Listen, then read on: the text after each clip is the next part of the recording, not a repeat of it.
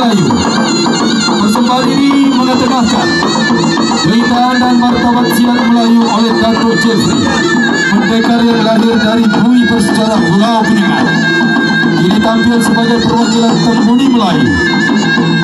Dalam setiap gerak yang dibawa terhimpun warisan leluhur yang menjunjung adat, adab dan marwah orang Melayu.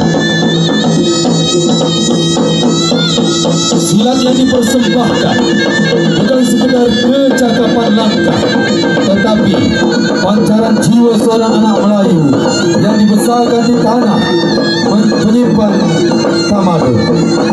Gerak mampu menjadi salam takzim kepada alam dan hadirin, sementara langkah mengalun menunjukkan budi, tertib dan kemuliaan perangai.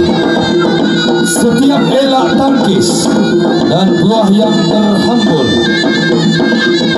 terhambur halus namun tegas menjadi tanda bahawa kekuatan sejati berdiri bersama kesantunan dan hikmah. Datuk Jeffrey melalui persembahan ini menghadirkan pesan bahawa silat ialah amanah pusaka.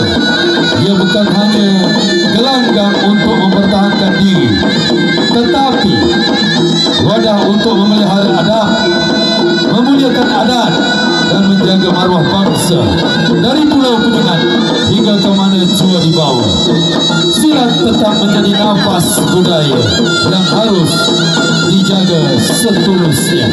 Tepuk tangan dulu untuk Datuk Jeffrey dari Pulau Penyengat. Terima kasih.